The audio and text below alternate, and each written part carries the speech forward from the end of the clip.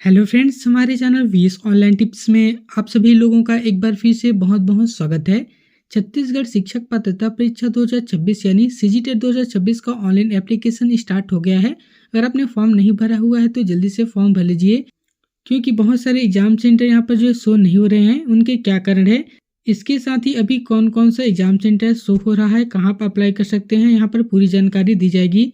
इसके साथ ही बहुत सारे कैंडिडेट का यह डाउट था कि उन्हें जो है कॉलेज में अपना जो यूनिवर्सिटी का नाम लिखना है या कॉलेज का नाम लिखना है।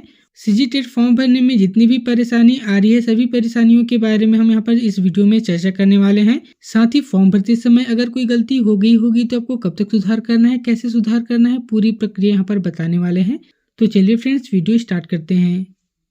दोस्तों, आप यहाँ पर नोटिफिकेशन में देख सकते हैं आपका ऑनलाइन एप्लीकेशन फॉर्म है 13 नवंबर से शुरू हो गया था।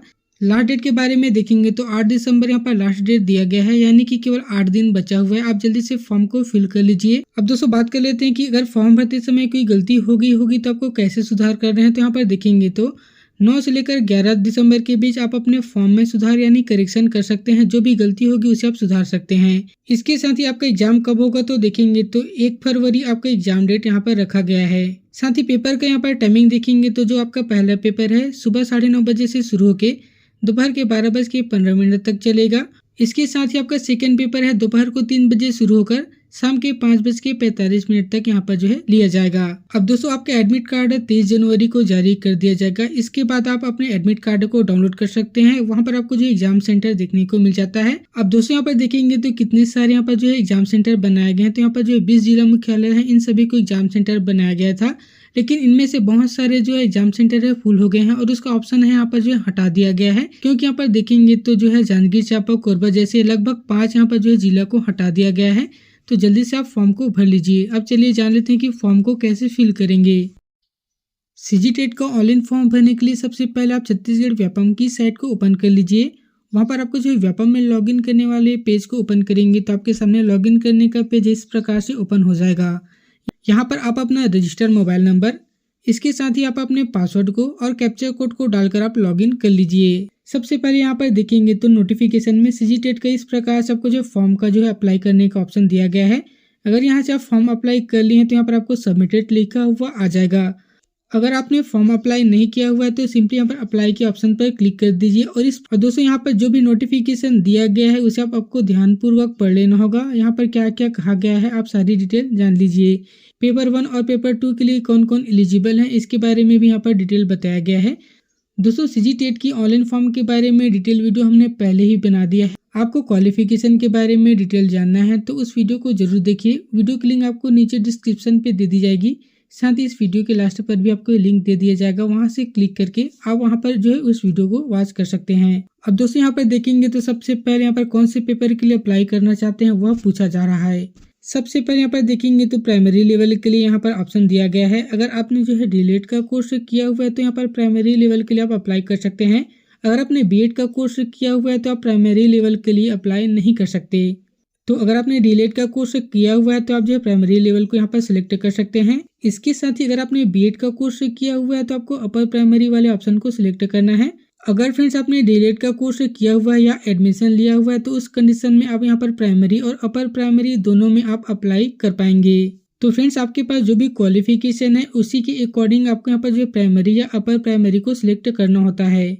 चलिए फ्रेंड्स सबसे पहले बीएड वालों के लिए बता देते हैं। अगर आपने बीएड का कोर्स किया हुआ है या कोर्स में एडमिशन लिया हुआ है तो आपको यहाँ पर अपर प्राइमरी पर सिलेक्ट करना होगा।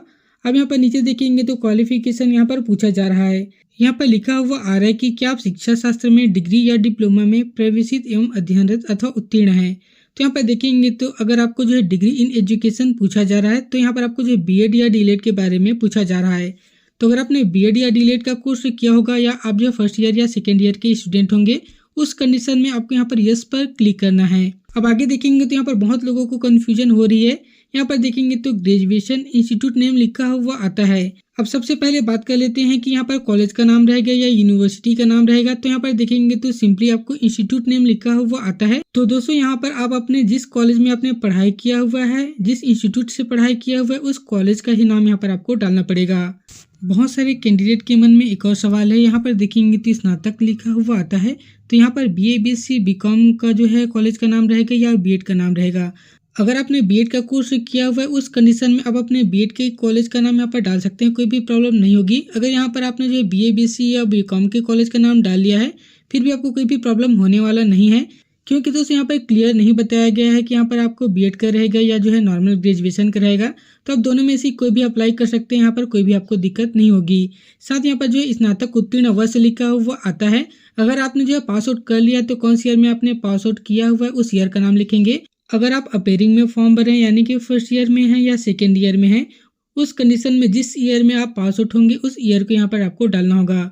जैसे कि अभी आप यहाँ पर सेकेंड ईयर में है तो यहाँ पर 2026 लिख सकते हैं, फर्स्ट ईयर में है तो यहाँ पर 2027 में पास आउट होंगे तो यहाँ पर 2027 आप लिख सकते हैं, कोई भी दिक्कत नहीं होगी। इसके साथ यहाँ पर देखेंगे तो सेकेंड पेपर के लिए यहाँ पर सब्जेक्ट मांगा जाता है। तो अगर आपका ग्रेजुएशन साइंस या मैथ से हुआ होगा उसी कंडीशन में आपको साइंस एंड मैथ वाले ऑप्शन को सिलेक्ट करना है। अगर आपका जो यूजी है यानी ग्रेजुएशन है यहाँ पर जो है आर्ट्स से हुआ होगा, कॉमर्स से हुआ होगा, उस कंडीशन में आप यहाँ पर सोशल स्टडीज या सोशल साइंस लिखा हुआ आता है, इस ऑप्शन को आपको सिलेक्ट करना होगा। चलिए फ्रेंड्स, अब बात कर लेते हैं कि अगर आप डीएड या डीएलएड की स्टूडेंट हैं उस कंडीशन में यहाँ पर आपको क्या अप्लाई करना होगा। अगर आपने डीएलएड का कोर्स किया हुआ है या एडमिशन लिए होंगे उस कंडीशन में आप यहाँ पर पेपर 1 और पेपर 2 दोनों के लिए आप एलिजिबल हैं, दोनों को यहाँ पर आप जो है चेक मार्क कर सकते हैं। इसके बाद सबसे पहले यहाँ पर देखेंगे तो क्वालिफिकेशन मांगा जा रहा है। यहाँ पर पूछा जा रहा है कि क्या आप शिक्षा शास्त्र में डिप्लोमा में प्रवेशित एवं अध्ययनरत अथवा उत्तीर्ण हैं। तो अगर आपने डीएलएड में एडमिशन लिया हुआ है या सेकेंड ईयर में होंगे या आपने पास आउट कर लिया है उस कंडीशन में आपको यहाँ पर यस पर क्लिक करना होगा।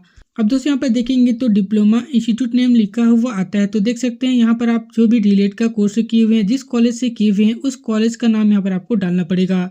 आपको यूनिवर्सिटी का नाम नहीं डालना है बल्कि यहाँ पर संस्था का नाम लिखा हुआ आता है, इसीलिए यहाँ पर आप अपने कॉलेज का नाम ही डाल दीजिए। इसके बाद डिप्लोमा पासिंग ईयर लिखा हुआ आता है, तो जिस ईयर में आपने पास आउट किया होगा उस ईयर को लिखेंगे। अपेयरिंग में डाल रहे हैं तो जिस ईयर में आप पास आउट होंगे आपका फाइनल होगा उसी ईयर को आप यहाँ पर एंटर कर दीजिए। अगर आपने डिप्लोमा का कोर्स किया हुआ है, अगर आपने जो है पेपर 2 के लिए अप्लाई कर रहे हैं उस कंडीशन में यहाँ पर आपको यस पर क्लिक करना होगा और यहाँ पर देखेंगे तो इंस्टीट्यूट का नाम लिखा हुआ आता है, तो यहाँ पर आप अपने ग्रेजुएशन यानी बीए बीएससी बीकॉम किए हुए हैं उस कॉलेज का नाम यहाँ पर आपको लिखना है। क्योंकि दोस्तों पहले आपने डिप्लोमा की जानकारी दे दी, अब यहाँ पर आप अपने ग्रेजुएशन का जानकारी देंगे। तो आपने जिस कॉलेज से बीए बीएससी बीकॉम का कोर्स किया हुआ है उस कॉलेज का नाम लिखेंगे, कौन सी ईयर में पास आउट किया हुआ है उस ईयर को आप यहाँ पर डाल दीजिए। इसके बाद दोस्तों नीचे नेक्स्ट का बटन है, यहाँ पर क्लिक करेंगे तो आपके यहाँ पर फॉर्म का प्रीव्यू है आ जाएगा। यहाँ से आप सारा डिटेल चेक कर लीजिए। अब यहाँ पर आएंगे तो आपको एग्जाम सिटी सिलेक्ट करने के लिए कहा जा रहा है। जैसे ही फ्रेंड्स आप यहाँ पर क्लिक करेंगे तो देख सकते हैं बहुत सारे एग्जाम सिटी यहाँ पर आपको शो नहीं होगा, क्योंकि दोस्तों आपको बता दूं कि यहाँ पर बहुत सारे कैंडिडेट फॉर्म अप्लाई कर रहे हैं जिससे जो एग्जाम सिटी है फुल हो जा रहा है और वहाँ पे जो ऑप्शन है यहाँ पर हटा दिया जा रहा है। जैसे कि आप यहाँ पर देखेंगे तो कोरबा, जांजगीर चांपा, बलौदा बाजार ये सभी एग्जाम सेंटर अभी यहाँ पर शो नहीं हो रहे हैं, क्योंकि उस सभी एग्जाम सेंटर में सीटें फुल हो गई है, इसीलिए यहाँ से उस ऑप्शन को रिमूव कर दिया गया है। अगर आपने अभी तक फॉर्म अप्लाई नहीं किया हुआ है तो जल्दी से फॉर्म फिल कर लीजिए, क्योंकि जितने भी यहाँ पर सिटी हैं अगर इनमें भी यहाँ पर सीटें फुल होगी तो इनका भी ऑप्शन यहाँ पर रिमूव कर दिया जाएगा। अब चलिए दोस्तों जान लेते हैं कि 30 नवंबर की स्थिति में कितने सारे सिटी यहाँ पर शो हो रहे हैं। तो दोस्तों यहाँ पर देखेंगे तो बलौदा बाजार, बिलासपुर, दंतेवाड़ा, धमतरी, दुर्ग, जगदलपुर, जसपुर, कांकेर, कोंडागांव, कोरिया, रायगढ़, रायपुर, राजनांदगांव, सूरजपुर और सरगुजा इतने सारी सिटी यहाँ पर शो हो रहे हैं। 20 एग्जाम सिटी में से यहाँ पर केवल 15 ही एग्जाम सिटी शो हो रहा है। 5 एग्जाम सिटी यहाँ पर फुल हो गए हैं और बहुत ही जल्द इनमें से बहुत सारी यहाँ पर सिटी है फुल हो जाएगा, उनका भी यहाँ पर ऑप्शन आपको देखने को नहीं मिलेगा। इसलिए जो भी एग्जाम सिटी आपके सिटी के नजदीक में होगा उस यहाँ पर सिटी को आप सिलेक्ट करके एग्जाम दे सकते हैं। एग्जाम सिटी सिलेक्ट हो जाने के बाद दोस्तों नीचे डिक्लेरेशन इसे आपको चेक मार्क करेंगे। कैप्चा कोड फिल करके आपको नेक्स्ट के बटन पर क्लिक करेंगे और इस प्रकार से फॉर्म का प्रीव्यू देख सकते हैं और नीचे आपको कंफर्म एंड प्रोसीड पर क्लिक कर दीजिए। इसके बाद फ्रेंड्स आपके सामने यहाँ पर पेमेंट करने का पेज आ जाएगा। अगर आप जो है QR कोड से पेमेंट करना चाहते हैं तो आपको जो है पेमेंट गेटवे 3rd को सिलेक्ट करना है और पे नाउ पर क्लिक कर दीजिए। जैसे पे नाउ के ऑप्शन पर क्लिक करेंगे आपके सामने यहाँ पर पेमेंट गेटवे आ जाएगा। अगर आपको QR कोड से पेमेंट करना है तो सिंपली आपको UPI का ऑप्शन है यहाँ पर क्लिक करेंगे। UPI QR लिखा हुआ आता है, यहाँ पर क्लिक कर दीजिए और पे नाउ पर क्लिक करेंगे तो आपके सामने इस प्रकार से देख सकते हैं QR कोड है जनरेट होकर आ जाएगा। अब दोस्तों 5 मिनट के अंदर इस QR कोड को आपको स्कैन करके पेमेंट कर लेना होगा। यहाँ पर आप स्क्रीनशॉट लेकर आप अपने गैलरी में जाकर स्कैन करके पेमेंट कर सकते हैं। दोस्तों, यहाँ पर ध्यान रखने वाली बात यह है कि अगर आप छत्तीसगढ़ के यहाँ पर स्थानीय निवासी हैं तो आपका पेमेंट है आपके उसी अकाउंट पर रिफंड किया जाता है जिस अकाउंट से आपने पेमेंट किया है। तो इसीलिए यहाँ पर QR कोड जनरेट करके आप अपने खुद की UPI ID से पेमेंट करेंगे तो जब आप एग्जाम देंगे तो आपका पैसा है उसी अकाउंट पर रिफंड हो जाएगा। तो दोस्तों, कोशिश करिए कि आप अपने खुद के अकाउंट से यहाँ पर आप पेमेंट कर लीजिए। पेमेंट कंप्लीट हो जाने के बाद जब उस पेज पर आते हैं तो बहुत सारे कैंडिडेट का इस प्रकार से प्रोफाइल है लॉग आउट हो जाता है। उस कंडीशन में यहाँ पर आप अपना जो प्रोफाइल को लॉगिन कर लीजिए और दोस्तों डैशबोर्ड पर आएंगे। इस प्रकार से अगर आपका फॉर्म सबमिट हो गया होगा तो सबमिटेड लिखा हुआ आ जाएगा। अगर सबमिट नहीं हुआ होगा तो यहाँ पर आपको सबमिट का यहाँ पर ऑप्शन दिखेगा, यहाँ पर आपको क्लिक करना है। फॉर्म का प्रीव्यू आ जाएगा, आपको कंफर्म करके सबमिट कर लेना है और आपका प्रिंट आउट है देखने को मिल जाएगा। अगर आपका फॉर्म सबमिट हो गया है तो आपको एप्लीकेशन को डाउनलोड करने के लिए अप्लाइड एग्जाम्स लिखा हुआ आता है, यहाँ पर क्लिक कर देंगे। यहाँ पर देखेंगे तो प्रिंट फॉर्म लिखा हुआ आता है, यहाँ पर क्लिक कर दीजिए, आपका फॉर्म यहाँ पर आ जाएगा। इसके बाद नीचे प्रिंट के बटन पर क्लिक करेंगे तो आपका फॉर्म यहाँ पर शो हो जाएगा। इसके बाद 3 डॉट पर क्लिक करेंगे, सेव एज PDF पर क्लिक करके सेव कर दीजिए। आपका एप्लीकेशन फॉर्म है आपके मोबाइल पर PDF फॉर्मेट में सेव हो जाएगा। तो दोस्तों, देख सकते हैं इस प्रकार से आप अपने मोबाइल से घर बैठे CGTET का ऑनलाइन फॉर्म भर पाएंगे। दोस्तों, CTET का भी ऑनलाइन फॉर्म एक्टिवेट हो गया है। आप अपने मोबाइल से फॉर्म कैसे भरेंगे उसके बारे में हमने कंप्लीट वीडियो बना रखा है। वीडियो की लिंक आपको नीचे डिस्क्रिप्शन पे मिल जाएगी, साथ ही इस वीडियो के एंड बटन पर भी आपको देखने को मिलेगा। वहां पर क्लिक करके आप CTET का भी ऑनलाइन फॉर्म घर बैठे ही मोबाइल पर भर पाएंगे। तो यह वीडियो आपको कैसी लगी नीचे कमेंट करके जरूर बताएं। ऐसी ही और इन्फॉर्मेटिव वीडियो प्राप्त करने के लिए जल्दी से चैनल को सब्सक्राइब कर लीजिए।